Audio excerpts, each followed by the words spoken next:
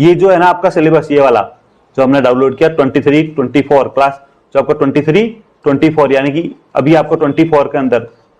अंदर जो आपका ईयरली एग्जाम पेपर होगा उसका सिलेबस है। 24 में जो आपका एग्जाम होगा उसका सिलेबस है, और उसके अंदर आपकी यूनिट 5 हमने डिस्कस कर ली ये चली चीज तो। और इसके अंदर देखो यूनिट जो फर्स्ट यहाँ पे यूनिट 6 लिखी हुई है, क्यों यूनिट 6 इसलिए है, ये यूनिट वास्तव में अगर आप देखें ना आपकी यूनिट 12th की यूनिट तो है फर्स्ट, ठीक है 12th की यूनिट है आपकी फर्स्ट, लेकिन ये यूनिट कहाँ की 6 है। 5 तो आपने 11th में पढ़ ली, और 12th से ये 6 7 8 9 10 अभी हमने डिस्कस किया था ना कि टोटल 10 यूनिट, 5 11th में पढ़ेंगे, 5 12th में, और आपके 12th में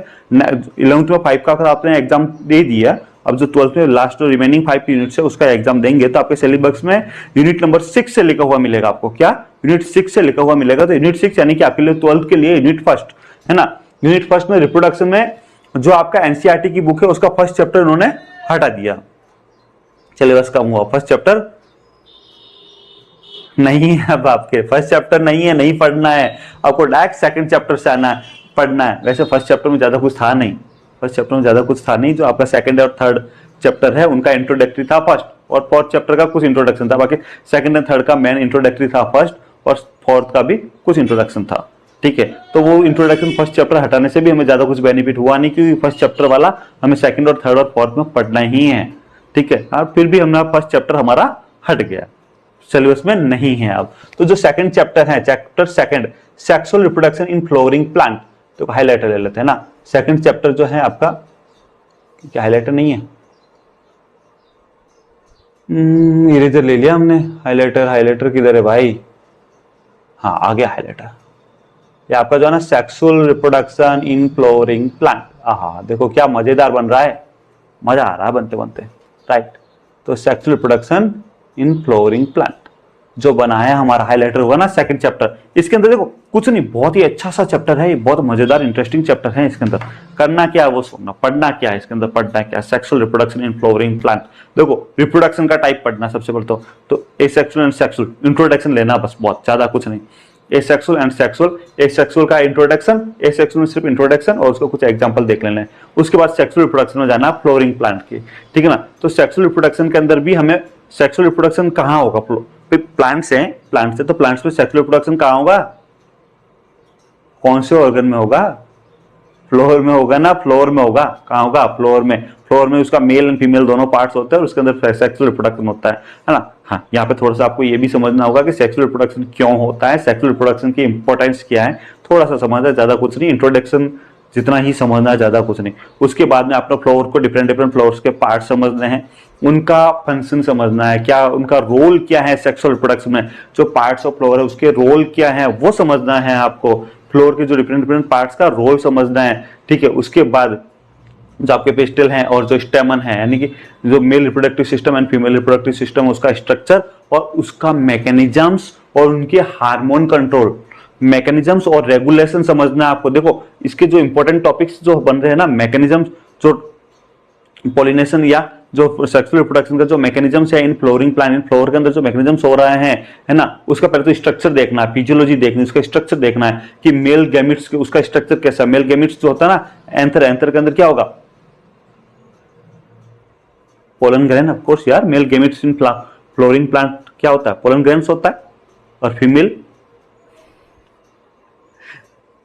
आप चैनल सब्सक्राइब कर लो, आपको मैं समझा दूंगा ये सारी चीजें, इसमें इतना कंफ्यूज नहीं होना। अभी आप 12th में आए हैं, आप तो खाली एक बार देख लो इसको, जितना समझ में आया उतना समझ लो, उसके बाद चैनल सब्सक्राइब करोगे तो ये चैप्टर जो हम डिटेल में जब पढ़ेंगे ना तो ये पूरा समझा दूंगा मैं। मेल रिप्रोडक्टिव जो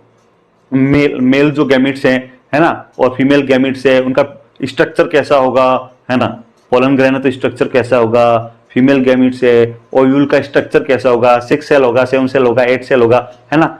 सेल कितनी होगी, न्यूक्लियस से कितने होंगे, 3 ऊपर सेल, 3 नीचे, बीच में 1 7 सेल और 8 न्यूक्लियस, तो क्यों, है ना। तो ये सारी स्ट्रक्चर तो हम पढ़ लेंगे यार, लेकिन हमें पढ़ना ये है क्या है वो समझ रहे हैं या, तो है ना। तो हमें पढ़ना है, फ्लोर के पार्ट्स पढ़ने हैं, फ्लोर के उसके रोल पढ़ना है, उसमें उसका रेगुलेशन मतलब कौन कौन सा हार्मोन कंट्रोल कर रहे हैं, हार्मोन कौन कौन से आ रहे हैं वो उसका रोल पढ़ना, हार्मोन का, उनका स्ट्रक्चर पढ़ना है कि मेल गैमेट्स का स्ट्रक्चर कैसा, फीमेल गैमेट्स का स्ट्रक्चर कैसा, उनके फ्यूजन का मैकेनिज्म्स पढ़ना है, और उसके बाद उसमें जो चेंजेस आ रहे हैं, है ना, मेल गैमेट्स बनने में क्या क्या चेंजेस हुआ, फीमेल गैमेट्स बनने में क्या क्या चेंजेस हुआ,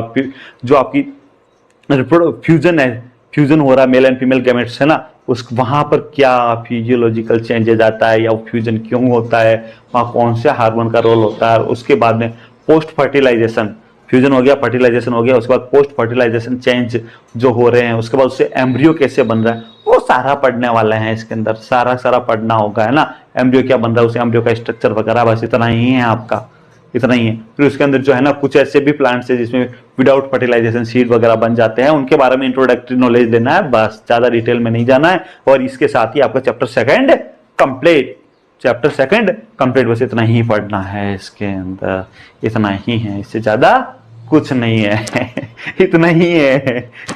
तो पढ़ेंगे तो इतना से इतना बहुत ज्यादा हो जाएगा इतना ही है हमारे लिए, तो इतना ही है यार, हमारे साथ पढ़ोगे तो इतना ही है। अब चैप्टर थर्ड समझ लो, पूरी बुक पढ़नी है, अभी तो एक चैप्टर की बात की है, जो चैप्टर थर्ड है ना, चैप्टर थर्ड, हाँ जी,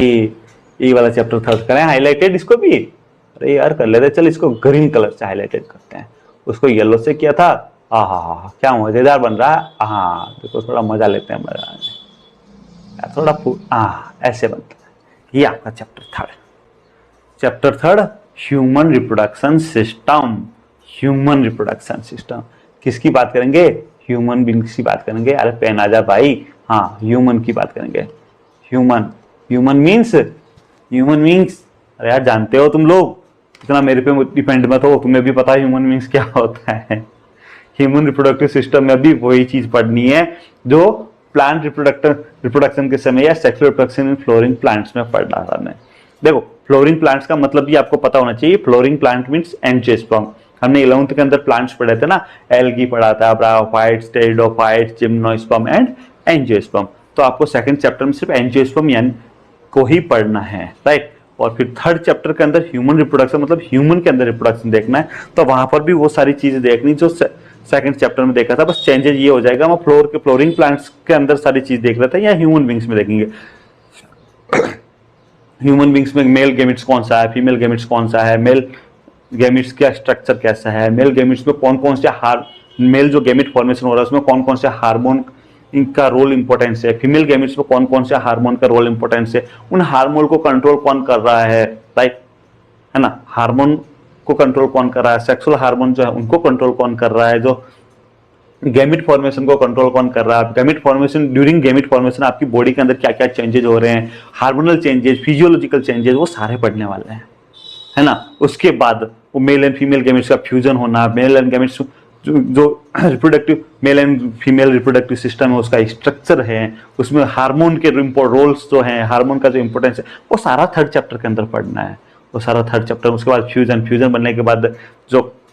एम्ब्रियो फॉर्मेशन उसका तो इंट्रोडक्शन देखना है, और उसके बाद में कुछ जो डिजीज वगैरह हैं उसके बारे में भी पढ़ना है। तो सेकंड चैप्टर भी इंटरेस्टिंग है, कोई इतना भी ज़्यादा वो टेंशन वाला नहीं है।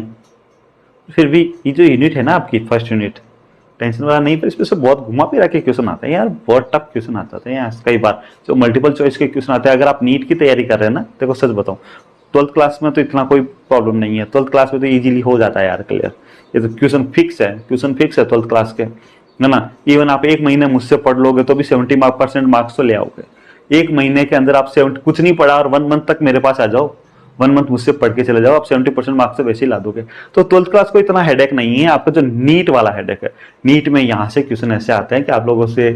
आते हुए भी रॉन्ग हो जाता है, आपने पूरा पढ़ा फिर भी रॉन्ग हो जाते हैं, या कंफ्यूजन वाले यहाँ से क्वेश्चन बहुत पुटअप होते हैं, ठीक है। लेकिन 12th क्लास में इतना प्रॉब्लम नहीं है, हम लोग पढ़ेंगे साथ में, आपके क्वेश्चन काफी सोल्व हो जाएंगे। इसमें हमें थोड़ा सा, अगर नीट वाली जो क्लास है उसमें हमें टाइम लगने वाला है यहाँ पर, है ना, और जो क्लास 12th वाली है वहाँ तो क्वेश्चन फिक्स है, CBSE हो चाहे RBSE हो, फिक्स क्वेश्चन आते हैं, हम वहां से हमारी क्लास से हो जाएगा तुम्हारा आराम से पेपर, हमारी क्लास से ही आना, बाहर से नहीं आना, हम पढ़ रहे हैं वहीं से आना, हमें पता है ना यार, मैं लास्ट कितने ही ईयर से, लास्ट 13-14 ईयर से पढ़ा रहा हूँ, राइट। तो जब लास्ट 13 ईयर से पढ़ा रहा हूँ मैं, तो मुझे सब पता है पेपर कैसे आता है, कहाँ से क्या क्वेश्चन आता है, तो हमारी क्लास से पेपर आने वाला, टेंशन नहीं लेना है ना, इसलिए ईजी है, ठीक है। अब आ जाता है चैप्टर 4, जो आपका चैप्टर 4 वास्तव में रियल में तो ये चैप्टर 3 है, क्योंकि फर्स्ट हटा दिया, चलो येलो कलर रहते, ये आ गया आपका चैप्टर 4 रिप्रोडक्टिव हेल्थ। ये कोई ज्यादा प्रॉब्लमेटिक वाला चैप्टर नहीं है, है ना। जो आपका चैप्टर 4 है ना, ये इजी चैप्टर है, इसके अंदर आपको कुछ टर्मिनोलॉजी, कुछ डिजीज, ह्यूमन जो आपने ह्यूमन रिप्रोडक्शन सिस्टम पढ़ा उससे रिलेटेड कुछ डिजीज हैं वो पढ़ना है कि सेक्सुअल रिप्रोडक्शन में क्या क्या डिजीज हो सकती हैं, उसका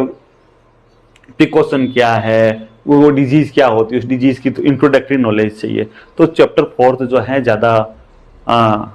टफ नहीं, इजी है। इसके अंदर खाली इंट्रोडक्टरी नॉलेज ही है जो आपने चैप्टर 3 में पढ़ा। उसमें से जो कुछ बचे हुए पार्ट टॉपिक थे वो चैप्टर 4 के अंदर डाल दिए हैं कि भाई ये डिजीज है, इस डिजीज के लिए ये, इस डिजीज कंट्रोल के लिए आपको ये करना है, इसके लिए ये करना है। और जो एडल्ट एजुकेशन है उससे रिलेटेड भी कुछ आपको इसके अंदर टॉपिक्स है, क्योंकि आप लोग अभी बड़े हो गए तो आपके कुछ जनरल टॉपिक्स आपसे रिलेटेड हुए हैं, तो ज़्यादा इंपॉर्टेंट नहीं है, इजी सा टॉपिक है, इसमें ज़्यादा टाइम नहीं लगने वाला है ना। अब इसके साथ ही आपकी चैप्टर यूनिट फर्स्ट तो हो गई यहीं तक कंप्लीट।